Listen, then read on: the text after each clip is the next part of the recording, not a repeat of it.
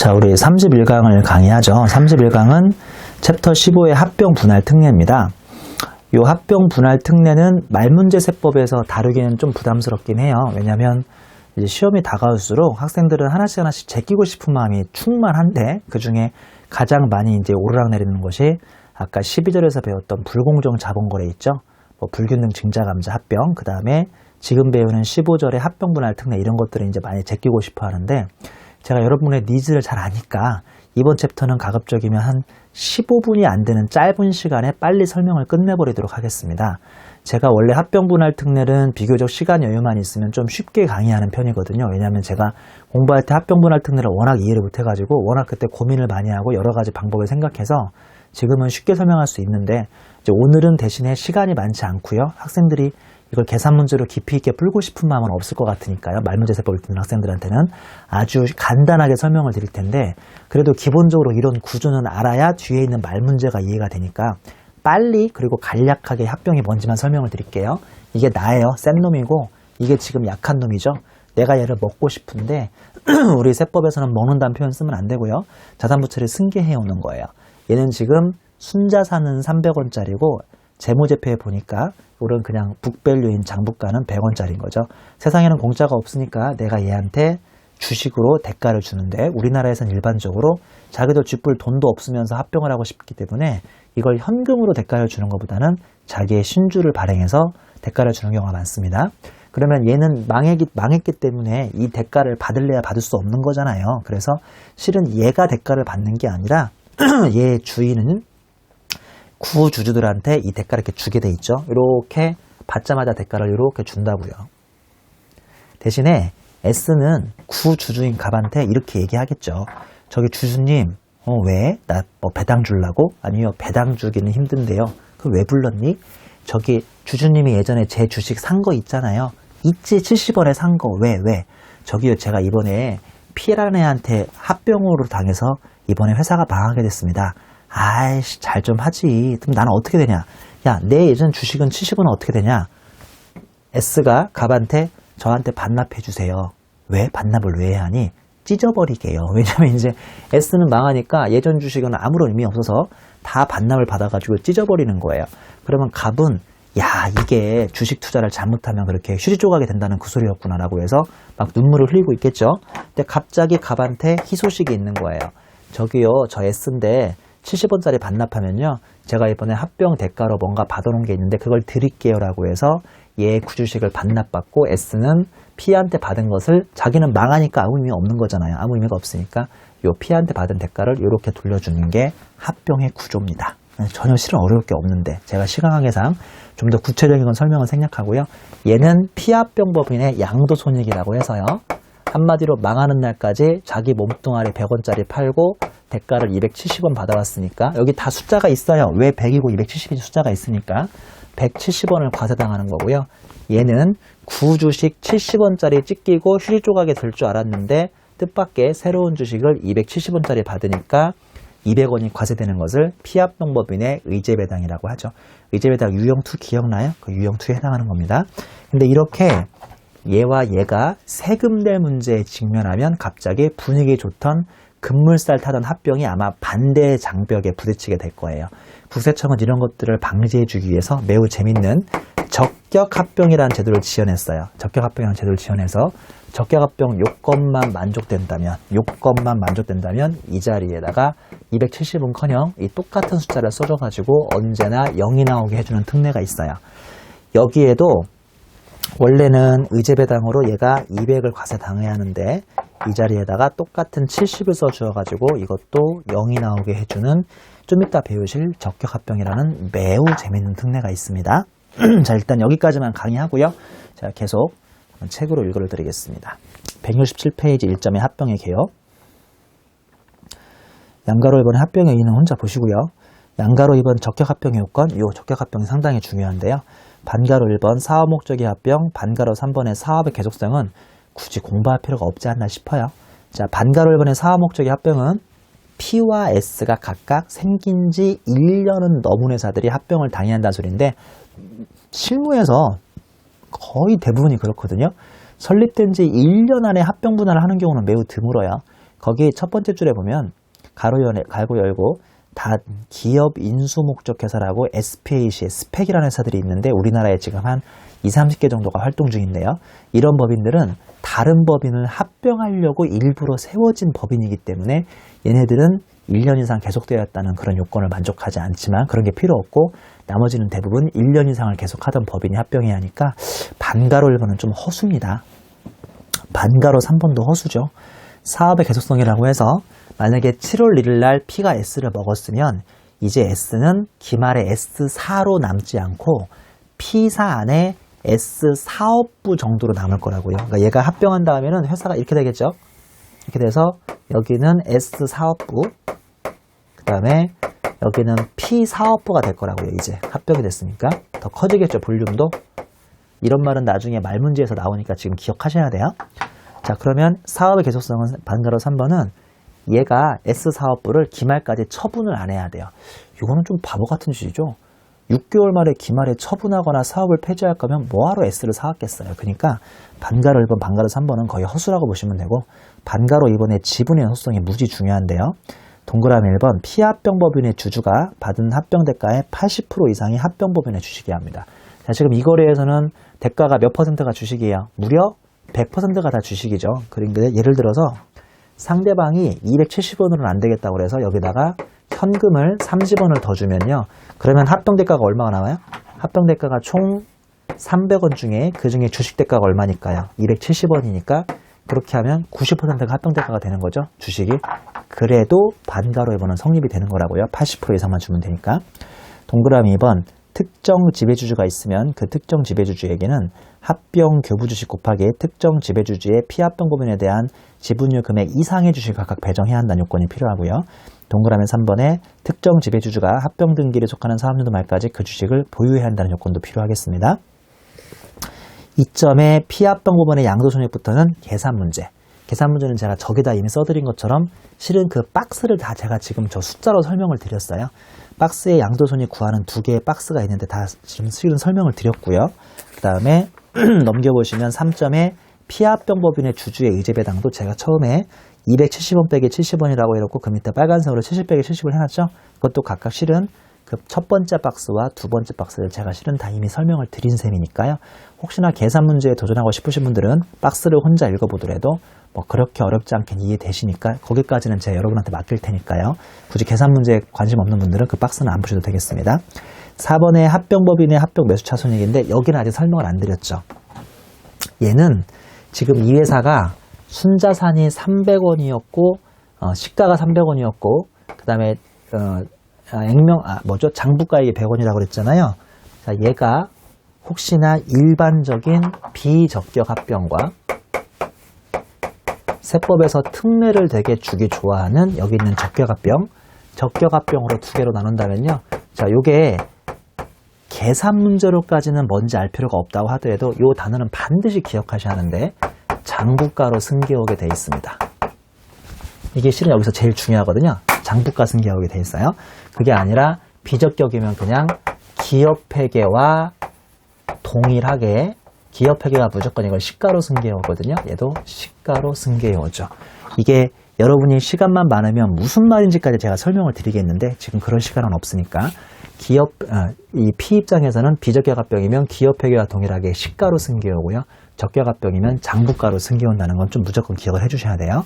얘는 그러니까 기업회계는 시가인 300원으로 잡아왔겠지만 적격합병일 때는 세법은 장부가로 잡아야 하니까 마이너스 200에 소위 자산 조정 계정이라고 해서 유보를 해주셔야 합니다.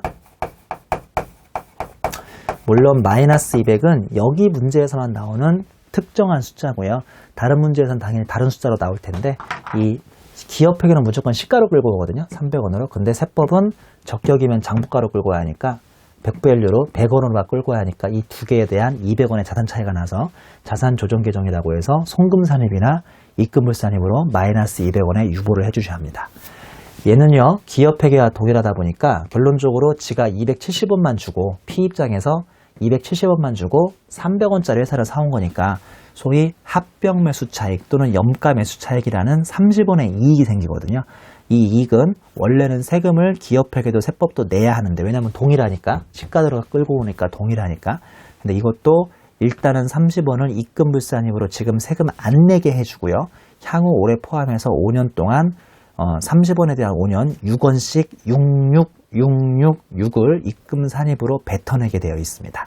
다시 한번요. 자, P 입장에서는 비적격인지 적격인지 따라서 이 자산, 순자산을 기업회계와 똑같이 얘는 시가로 끌고 오고요. 얘는 적격이면 장부가로 끌고 와요. 장부가가 더 시험에 많이 나올 거니까 얘부터 설명드리자면, 기업회계는 시가인 300원을 끌고 왔는데 우리는 장부가인 100원에 끌고 와야 하니까 자산을 일단 200원을 낮추는 마이너스부로 해주셔야 하고요. 그 다음에 비적격이면 기업회계든 세법이든 시가로 끌고 오니까 결론적으로 270원 대가 주고 300원짜리를 사온 거니까 30원 싸게 사온 거잖아요. 그러니까 얘가 염가매수 차익이 생길 거라고요. 염가매수 차익. 이 염가매수 차익을 기업회계든 세법이든 인정을 하게 되어 있는데, 세법에서는 마지막 특례로 지금 당장은 세금 내지 말라고 저거를 입금불산입으로 30을 시켜주고 대신에 앞으로 5년 동안 6원씩 5번 입금산입으로 뱉어냅니다. 내가 나름대로 참 효율적으로 강의했다고 생각하는데, 원래 이거 한 30분 동안 설명해야 하는데 뭐 한 10분 남짓으로 설명했으니까 여러분이 다시 한번 복습해 보시고요. 4점에 합병법인의 염가매수 차익의 양가로 1번, 비적격은 그 시가로 끌고 한다고 되어 있고요. 줄 1번에 보시면 일단은 5년 동안 입금산입, 올해는 입금불산입으로 없애고 앞으로 5년 동안 입금산입하라는 소리고, 그 다음에 양가로 1번에 적격합병은 박스 밑에 자산을 장부가액으로 양도받은 것으로 보고 자산 조정 계정이 생기고 송금산입에 마이너스로 하라고 그 박스 안에 화살표에 써 있으니까 참고하도록 하십니다. 우리 본격적인 말문제 대비하실 분들은 5점에 합병 관련 기타 규정을 봐야 합니다. 양가로 1번, 적격합병을 하면 좋은 점이 피합병법인의 유보나 마이너스보를 그대로 승계하니까 피합병법인의 모든 경영적 실체가 그대로 나한테 넘어올 수 있는 효과를 누릴 수가 있거든요. 합병법인은 피합병법인의 모든 유보와 세무상 이월급손금, 세액감면 또는 세액공제를 그대로 승계해서요. 그냥 저 회사를 그대로 적격합병일 때는 그대로 내가 들고 올 수 있다고 생각하면 돼요. 비적격이면 그게 안 되는 경우가 있는데 적격은 그대로 들고 옵니다. 실무에서는 당연히 대부분의 합병은 적격합병으로 추진을 하고 있습니다. 그리고 혹시나 과거 없어진 회사가 세액감면 또는 세액공제에 어떤 요건을 만족해야만 해준다면 끌고 온 나도 여전히 그 요건을 만족해줘야 돼요. 그 다음에 양가로 2번에 적격합병 시 이월결승금 공개 제한이라고 해서, 반가로 1번 합병법인의 이월결승금이죠. 합병법인이 합병 등기일 현재 세무상 이월결승금은 피합병 법인으로부터 승계받은 사업에서 발생한 소득금액의 범위에서는 공제하지 않는다고 되어 있는데요.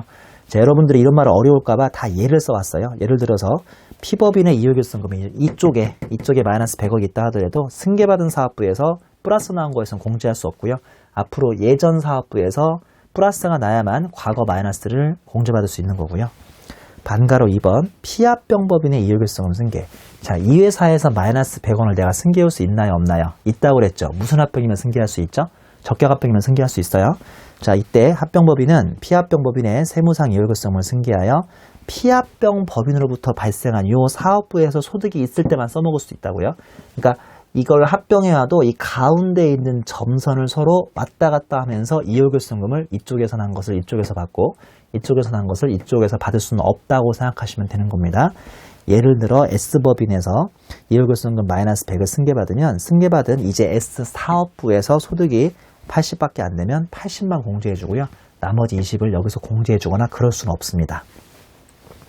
반가로 3번, 승계받은 자산 처분 손실 공제 제한이라고 해서 합병법인과 피합병법인이 합병 전 보유하던 자산을 합병 등기일 이후 5년 이내 끝나는 사업연도에 처분하면 좀 곤란한데요. 처분함으로써 발생한 처분 손실이 있다면 각각 합병 전 두 법인의 사업에서 발생한 소득금액의 범위 안에서만 송금에 산입합니다. 이 자산부채를 싹 다 승계해왔는데 나중에 이걸 팔았는데요. 마이너스 150억의 손실이 난 거예요. 근데 얘네들이 지금 예전에 그 합병 두 법인의 사업에서 발생한 소득금액을 더해봐야 뭐 한 120밖에 안 되면 120억만 송금 인정되는 거지, 처분 손실인 150억을 모두 송금 인정을 받을 수는 없습니다. 이 경우 송금에 산입하지 않은 처분 손실은 각각 합병 전 두 법인의 사업에서 발생한 결손금으로 봐준다는 소리입니다. 다음 페이지에 보면 얘가 또 있는데, 예를 들어 S법인으로부터 양도받은 자산을 P법인이 합병 1년 후에 처분하여 손실이 100이 발생해버렸는데 S사업부에서 발생한 소득이 60밖에 없으면 60만 인정되고요. 40은 그냥 지금 송금으로 인정되지 않는데 이 40은 S법인으로부터 승계한 결손금으로 보기 때문에 나중에라도 내년이나 내후년 이후로 S사업부에서 소득이 발생만 한다면 언젠가는 빼줄 수는 있다는 소리죠. 그 다음에 양가로 3번에 적격합병시 요거 적격합병시 자산 기업에게는 시가로 100을 300을 끌고 왔는데 우리는 100으로 끌고 와서 200억을 낮춰놓은 거 있죠. 그거에 대한 적격합병시 자산조정 계정에 대한 사후 관리인데요. 반가로 1번의 의미를 보면 적격합병 후 적격합병 요건을 이탈해버립니다. 왜 아까 우리 적격합병 요건 3가지 배웠잖아요. 이탈해버리면 적격합병의 과세 특례인 요 자산조정 계정 쪽 이게 왜 이게 자산조정 계정이 특례인지 아시겠죠? 송금산입으로 세금을 안 내게 해줬으니까 이게 특례란 얘기인 거죠. 그 특례인 자산조정 계정 중 남은 잔액을 일시에 입금 산입하고 마치 처음부터 비적격합병이었던 것처럼 합병 매수 찬손익을 다시 구해가지고 입금으로 세금을 뱉어내라는 소리입니다. 반가로 이번에 적격합병의 이탈 사유 보면 장부가액 즉 적격합병으로 여기 있죠. 장부가액 적격합병 장부가액으로 적격합병으로 자산을 양도받은 합병법인이 합병 등기일에 속하는 사업연도에 다음 사업연도 개시일부터 2년 이내에 다음 중 어느 하나에 해당하는 경우인데요. 1번 합병법인이 피합병법인으로부터 승계받은 사업을 폐지해버리는 경우죠. 안타깝네요. 2년 안에. 동그라미 2번 피합병법인의 지배주주가 합병법인으로부터 받은 주식을 절반 이상을 처분합니다. 부득이한 요건이 있으면 괜찮다고 되어 있죠. 반가로 3번에 그러면 남아있는 자산 조정 계정을 일시 환입하라고 되어 있는데요. 자산 조정 계정의 합계액이 0보다 큰 경우, 즉 마이너스가 남아있는 경우 남은 금액을 입금에 산입해버립니다. 예를 들어서 기초자료에서 차기에 적격합병을 이탈하면 200의 마이너스 부를 일시에 플러스 유보로 하라는 소리라는 뜻이고요. 반가로 4번에 합병 매수 차손익의 입금 산입이나 송금 산입은 수식이 이게 결부되어 있는 거니까 제가 다 밑에서 예를 만들어 오긴 했으니까 이제 원하시는 분만 그 수식까지 보시면 되겠습니다. 다음 페이지 양가로 4번에 합병 후 합병 차익 자본전입 의지배당은 1차 토픽은 벗어나는 것 같으니까요. 굳이 공부하실 분들만 공부하시되 깊이 있는 내용까지는 굳이 보실 필요 없겠습니다. 15.2의 분할부터는 강의 안 할게요. 요거 하나는 좀 쉽게 나오면 건질 수 있는 문제니까 제가 높아심에서 172페이지만 하나 설명을 드리겠습니다. 172페이지에 보면 양가로 1번에 여기도 분할도 적격 분할이 있고 비적격 분할이 있는데 적격 분할에 적격 합병하고 조금 요건이 다른 거 있으니까 요거 위주로만 정리하면 될 것 같은데요. 자, 그래서 여러분 비교하기 쉬우라고 172페이지에 가운데 표를 보면 가운데 세로가 지금까지 얘기했던 적격 합병 요건이고 오른쪽 세로는 적격 분할의 요건입니다. 보면 적격 합병은 합병 등기일 현재 제가 물론 허수라고 했지만 얘와 얘가 다 1년 이상 사업을 진행하는 회사라고 그랬고요. 인적 분할은 분할되기 전에 이 회사가 5년 정도는 회사를 운영하고 있었어야 인적 분할이 적격으로 될 수 있으니까 훨씬 더 요건이 까다로워지는 거죠. 자, 그 다음에 우리 지분의 연속성도 1번, 2번까지는 어느 정도 비슷하고 3번은 아예 똑같은데요. 1번을 보면 피합병법인의 주주가 받은 분할 대가에 얘는 전액입니다.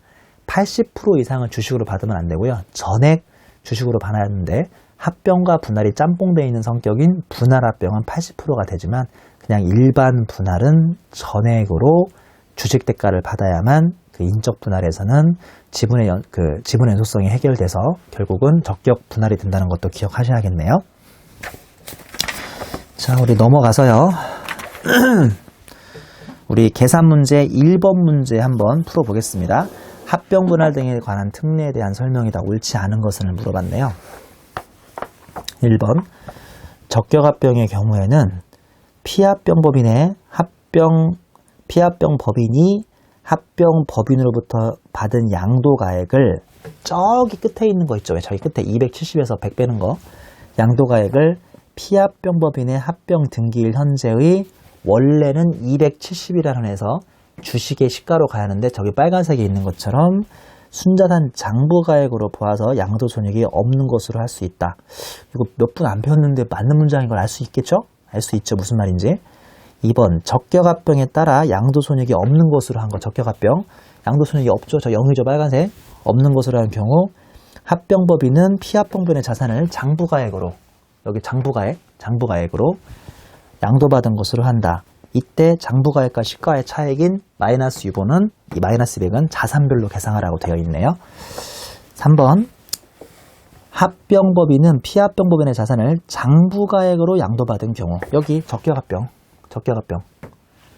그런 경우에 각 사업료도 소득금액 및 과세표준을 계산할 때 입금 또는 송금에 산입하지 아니하여 산입한 금액을 그대로 승계에 받으라. 제가 그대로 회사 가져오라고 했죠. 4번 분할법인이 물적 분할을 안 배웠으니까 이거는 넘어갈게요. 5번 적격합병에 따라 피합병법인의 자산을 장부가액으로 양도받은 합병법인은 3년 이내 기간에 피합병법인으로부터 승계받은 사업을 폐지하는 경우 그 사유가 발생한 날에 속하는 사업연도에 소득금을 계산할 때 양도받은 자산과 시가와 차액을 송금에 산입한다라고 되어 있는데요. 그 2월 결손금 중에서 일정 금액을 입금에 산입한다는 말이기 때문에 이 부분이 약간 틀린 설명이 되겠습니다. 이제 그 외의 부분들은 다 맞는 내용이니까 말문제 대비로 한번 지난 기출문제들을 한번 쭉 풀어보시는 것도 하나의 방법이고요. 제가 176페이지의 3번 문제 같은 경우는 아까 말씀드렸던 것처럼 적격 합병하고 적격 합병 중에서 합병법인하고 피합병법인의 적격합병 요건이 약간 다른 게 있는데 그걸 한번 문제로 내봤으니까 간단하게 풀어보시고요. 177페이지의 챕터 16은 법인세 절차 규정입니다. 전통적으로 계산 문제는 나올 수가 없고 말문제 위주로 나오는 거여서 제가 말문제 위주로 간단하게 요약을 해드릴게요. 16.1의 절차 규정을 보면 1점의 신고가 나쁜데요. 반가로 1번의 신고기한 각 사업료도 종료일에 속하는 달에 말일부터 3개월이죠. 그 종료일부터 3개월이 아니라 종료일에 속하는 달의 말일부터 3개월입니다. 법인세 과세표준과 세액을 납세지 관할 세무서장에게 신고하고 요 파란색이 과거에 함정으로 많이 나왔었는데 이때 각소금액이 없거나 결손금이 있는 법인에게도 신고 의무는 있습니다. 납부만 없을 뿐이지 마이너스는 신고까지는 해줘야 하는 거죠. 반가루회본의 대출 서류에 필수 서류는 법인세 과세표준 및 세액 신고서, 기업회계 기준을 준용하여 작성한 재무상태표 손익계산서, 이익잉여금 처분계산서, 세무조정계산서 이런 필수적 선표를 처리하지 않으면 그냥 무조건 무신고. 2번에 임의적 첨부서류, 세무조정계산서, 부속서류, 현금흐름표, 그 다음에 양가로 1번에 납부 보면 반가로 1번에 납부기한, 과표 신고기한 이내에 납세지 관한 세무서, 한국은행 또는 최신간사의 납부, 분납 1,000만원 초과하면 분납 가능하죠. 납부기한이 경과날부터 1개월, 중소기업은 2개월, 분납은 3월의 일부, 4월의 일부, 중소기업이라면 3월의 일부, 5월의 일부를 내시는 겁니다. 근데 가로 열고 이거 참 함정으로 많이 나오던데요. 가산세는 분납이 안 되죠. 가산세까지 천천히 내라고 분납해줄 좋은 국세청이 어디 있겠어요. 가산세하고 추가납부세액은 분납이 안 되고요. 동그라미 1번에 납부할 세액이 2천만 원 이하이면 1,000만 원 초과하는 금액, 내가 1,600만 원을 낼 일이 있으면 1,000만 원을 초과하는 금액인 600만 원을 4월이나 5월까지 분납할 수 있는 거죠. 동그라미 2번에 납부할 세액이 2천만 원을 초과하면 50% 이하까지를 분납할 수 있는데 누구나 50%를 분납하고 있죠. 분납은 많을수록 좋은 거니까 내가 세금 낼게 3천만 원이라면 50% 이하가 아니라 50%까지 그냥 딱 50%까지 즉 1,500만 원을 4월이나 5월에 되고 나머지 1,500을 3월 말까지 내시면 되는 겁니다. 물납. 세금을 돈으로 받는 게 아니라 물건으로 받아주는 걸 물납이라고 하는데요. 우리나라에서 딱 물납이 되는 케이스는 법인세의 경우 하나밖에 없습니다. 되게 이것도 중요한 명제인데 부가세는 물납이 아예 안 되는 거 아세요? 부가세는 앞사람한테 200원 떼이고 뒷사람한테 300원 더 받아온 거니까 내 수중에 있는 100원을 내버리면 돼서 부가세는 물납이 없는데 법인세하고 소득세는 물납 규정이 조금씩 있습니다. 뭐 흔치는 않은데요. 내국법인이 공공사업용으로 해당 공공사업의 시행자에게 토지 등을 양도하거나 수용됨으로써 발생한 소득의 법인세는 해당 토지 등의 대금으로 받은 채권으로 납부 가능한데 제 기억에 소득세에도 양도소득세에서 이와 똑같은 규정이 있어서 어느 정도 설명한 것 같으니까 그냥 간단히 읽기만 할게요. 이때 채권평가는 상증법에 의해서 평가하고요. 대상 금액은 법인세인데 가산세 빼고 납부세액이 1,000만 원은 초과해야 하고 물납 신청은 과표 신고기한 10일 전까지 즉 3월 21일까지는 납세지 관한 세무서장에게 나 이번에는 주식으로 채권으로 낼게요 라고 해서 미리 신청을 해야 합니다. 물납 한도는 공공사업 시행자에게 양도하거나 수용되어 발생한 양도 차익에 대한 법인세까지만 물납으로 받아주게 되겠습니다. 외부회계감사 대상 법인의 신고기한 연장이죠. 우리 세무조정 하려면 당기순이익 나오고 거기에 입금산입, 선금산입 더해야 하잖아요. 당기순이익이 나온다는 소리는 이 회사가 이미 3월 말 전에 외부 공인회계사한테 감사를 받아가지고 당기순이익 금액이 확 확정돼야, 왜냐하면 감사를 받아야 어떤 그 금액이 확정되는 거거든요. 그래야 세무조정이 가능한데 이 회사가 삼성전자가 그럴 리가 없지만 삼성전자가 결산 실력이 형편이 없어가지고 3월 말까지 빨리빨리 결산이 안 끝나서 외부 공인회사한테 3월 말까지 감사 보고서를 못 받은 거예요. 즉 이게 당기순이익이나 그런 숫자들이 아직 확정이 안 된 거죠. 그러면 세무조정을 3월 말까지 끝낼 수가 없습니다. 제가 이건 강연을 하고 있지만 실무에서 이 제도가 생긴 이후로 제가 아직 한 번도 이런 회사를 본 적은 없는데요. 이렇게 외부 회계감사 대상 내국법인이 3월 말까지 감사가 종결되지 않아서 아직 제 결산을 확정하지 못했다면 3월 말까지 법인세 신고할 것을 4월 말까지 한 달 동안 연장해 줄 수 있는데 이런 거 안 배우고 시험에 안 나오면 안 될까요? 근데 책에 나오니까 설명을 드리는데요. 이것도 이렇게 가끔씩 중요하게 이걸 건듭니다. 이때는 세액 납부시, 즉 한 달을 연장했으니까 세액 납부시 연장 기간에 대한 이자까지 국가에 내면서 한 달 정도 신고기한 연장을 받을 수 있는데요. 이자까지 내야 한다고 하니까 더욱 이런 회사가 없을 것 같죠. 이런 회사는 흔치 않은 편입니다. 자, 넘겨본 중간연합인데요. 취지를 보면 12월 말 결산법인을 기준으로 6월까지 법인세를 8월 31일까지, 즉 2개월까지, 우리 소득세는 중간연합을 5개월이니까 11월 말까지 하는 거고요. 법인세는 중간연합을 2개월이니까 8월 말까지 하는 겁니다. 내년 3월에 지난 1년분 법인세를 납부할 때 중간연합을 기납부세액으로 차감하고 나머지만 납부하는 제도. 양가로 이번에 대상법인 보면 내국법인 중 각 사업연도의 기간이 6개월 초과, 1년 초과 아닙니다. 원래 법인은 1년 초과할 수 없는 거 알죠? 6개월만 넘어가면 중간연합을 하니까 우리나라의 대부분의 법인은 무조건 6월 말을 잘라서 8월까지 중간연합을 하고 있다고 생각하면 됩니다. 양가로 3번의 재해법인, 동그라미 1번 신설법인.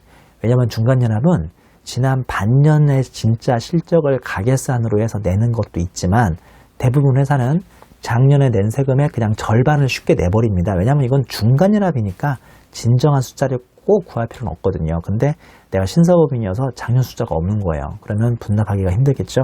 중간연합 하기가 힘들겠죠. 동그라미 2번에 중간연합 기간 중 휴업 등의 사유로 매출액이 매우 감소했으면 작년 거 세금 절반 내는 게 좀 부담스러울 수도 있겠죠. 3번 청산법인, 국내사업장 없는 외국법인. 4번 고등교육을 따른 사립학교. 그 다음에 양가로 4번 중간연합 세액 계산은 둘 중에 선택이 가능한데 1번은 작년 그 실적 기준으로 절반 내는 거. 그 다음에 2번은 진짜 이번 6개월 동안 가결산을 해서라도 실적 기준을 만드는 거. 두 개 다 어차피 정말 나온다면 계산 문제로 나올 테니까요. 뭐 굳이 계산 문제까지는 풀 필요가 없을 것 같습니다. 5번의 신고납부를 보면 중간연합세액이 1,000만 원 넘어가면 중간연합도 분납 가능하고요. 중간연합세액을 납부하지 않으면 신고불성실이 아닌 납부불성실이 가산세가 있으니까 이것도 유의해 주시고요. 주 1번에 중간연합 의무가 없는 법인들, 1번 고등교육법에 따라 사립학교, 2번 신설법인의 최초사업연도, 3번 청산법인, 4번 국내사업장 없는 외국법인, 그 다음에 5번에 세무서장이 중간연합 기간 중 사업수익 금액이 없는 것을 확인한 휴업법인 등이 들어가 있습니다. 자, 그 다음에 주 2번을 보면 중간연합 기간의 실적 기준만 가능한 것, 대부분 전기 법인세가 없는 경우라고 되어 있는데요. 동그라미 1번에 직전 사업연도에 법인세로서 확정된 산출세액이 없는 법인, 유동화 전문회사 같은 건 빼고요. 그 다음에 2번 보면 해당 사업연도 중간연합 기간 만료일까지 직전 사업연도 법인세액이 아직 확정이 안 된 회사. 이건 거의 망하게 가는 회사죠. 작년 결산이 3월에 올해 끝났어야 하는데 아직 8월까지 확정이 안 되면 큰일 났네요. 3번 분할 신설법인 및 분할 합병의 상대방 법인의 분할후 사업연도 경우죠. 옆에 이제 3점 보시면 원천징수인데 아시겠지만 원천징수는 소득세에서 워낙 중요하고 법인세에서는 원천징수 할 일이 별로 없죠. 딱 두 가지 있습니다. 이자하고 배당을 줄 때 원천징수를 합니다. 가 아니라 이자하고 배당의 일부인 투자 신탁의 이익을 줄 때만 하는 거예요. 자, 이자의 경우는 14%로 원천징수만 하는 건 아니고요. 비영업대금은 25%로 원천징수하고 그 다음에 기타의 이자는 14%를 하고 있고요. 반가로 이번에 모든 배당이 아니라 투자 신탁의 이익에 대해서만 14%로 원천징수를 하고 있습니다. 양가로 이번에 납부기한 보면 원천징수는 해당 사업연도 소득금액을 지급할 때 해야 하고요. 내가 100원 줄 거 한 14원은 떼고 86원만 준 다음에 14원은 내가 가지고 있다가 상대방을 위해서 다음 달 10일까지, 매달 다음 달 10일까지 납부해야 하고요. 다만 직전 연도에 상시 고용 인원이 20명 이하인 원천징수 의무자는 단기별 납부라는 걸 하기 때문에 그러니까 올해 7월 10일하고 내년 1월 10일 날 2번만 할 수 있습니다. 2번만 내면 훨씬 더 편하거든요. 이거 직전 연도 상시 고용인원이 20명 이하일 때만 가능합니다. 그 다음에 승인을 받아야죠, 이것도요. 그 다음에 소액부징수라고 해서 원천징수가 1,000원 미만이면 원천징수를 하지 않는 그런 규정이 있습니다. 그 다음에 4점의 결정 경정인데요.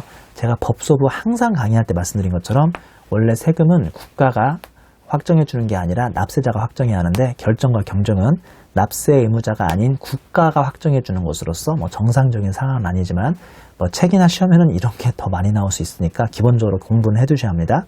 양가로 1번의 결정사에 보면 내국법인이 신고기한까지 법인세 과표와 세액을 신고하지 않은 완전 무개념이죠. 무신고일 때는 국가가 결정을 한다고 그랬어요. 경정이 아니라요. 1년 이내 법인세 과세표준과 세액을 납세지 관한 세무조장이 대신 결정해 주는 거고요. 2번의 경정사유, 결정하고 달리 법인이 당초 신고를 하긴 했는데 뭔가 문제가 생겨 있죠. 첫 번째, 내용이나 금액에 오류나 탄로가 있는 경우고요.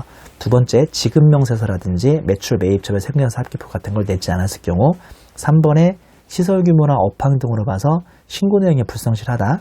첫 번째, 신용카드 가맹점이 이게 반드시 요건을 갖춘 놈이 계속 이유 없이 신용카드 가맹을 가입을 하지 않는 경우라든지, 이번에 신용카드 가맹점이 정당한 사유 없이 신용카드에 의한 거래를 막 거부하고 있다거나 그래도 경정 들어올 테니까 상당히 우리 카드 거부라기보다는 막 현금 결제하면 싸게 해주고 카드로 결제하면 좀 막 제각 같거나 비싸게 하는 경우가 있잖아요. 그런 것도 실은 다 신고감인데, 그쵸? 뭔가 다 문제가 있는 가 있습니다.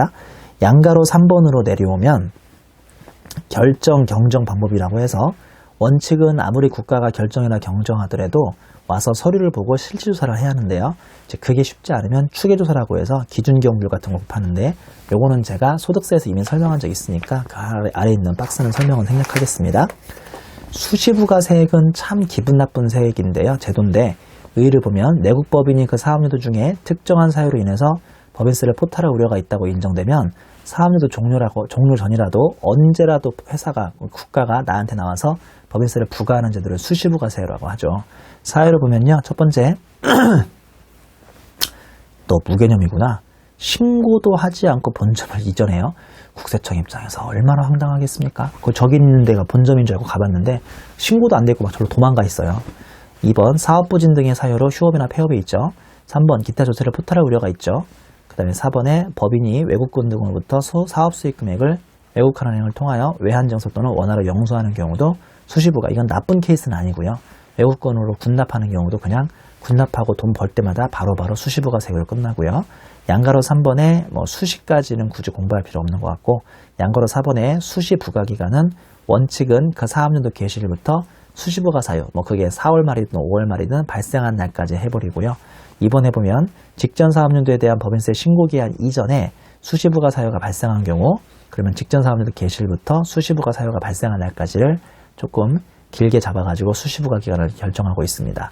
양가로 5번에 기타 보면 기중에 수시부가 됐더라도 이 소득을 각 사업연도에 내년에 다시 소득에 포함해서 화살표에 보이신 것처럼 수시부가 된 세액은 내년 3월에 법인세 신고할 때 기납부 세액으로 빼준다고 되어 있고요. 수시부가 세액에 대해서는 가산세를 배제한다고 되어 있습니다. 우리 6점의 가산세는요, 말문제로는 가산세가 나오기가 힘드니까 굳이 설명을 안 드릴 거고요. 우리 만약에 계산 문제로 가산세가 나온다 하더라도 제가 몇 번을 강조한 것처럼 법인세, 소득세, 부가세 항상 마지막 날 끝나기 전에는 가산세를 공부하는데, 실제 만약에 계산 문제 나온다면 부가세만 자신의 독자적인 가산세가 나올 수 있고요. 아니면 법인세나 소득세는 무신고했다거나 과소신고한 국기법 가산세하고 결부돼 나오니까 아마 이 말 문제든 계산 문제든 이 6점의 가산세는 이 자체적으로 문제 나오기보다는 국기법에 나와 있는 거랑 같이 짬뽕해서 공부하시는 게 아마 문제 풀기 쉬울 것 같은데요. 양가로 이번에 법정 증빙서류 미수치 가산세 2%라는 거, 가운데 서류에 보면 부가세 포함 금액입니다. 부가세 별도 금액이 아니라 부가세 포함 금액으로 3만 원 초과해버리고 영수증 같은 거 받으면 2% 가산세 내는 건 몇 번 설명했었죠. 그 다음에 다음 페이지 양가로 5번에 지급명세서 제출부서적 가산세라고 해서 원래 2%인데요. 제출기한이 지난 후 3개월 이내 빨리 제출하면 절반을 줄여가지고 1%로 가산세를 낮춰주는 걸로 올해 개정이 됐습니다. 자, 우리 여기까지 강의하고 우리 또 잠깐 쉬었다가 184페이지 필수 문제 마지막 시간을 진행하겠습니다. 수고하셨습니다.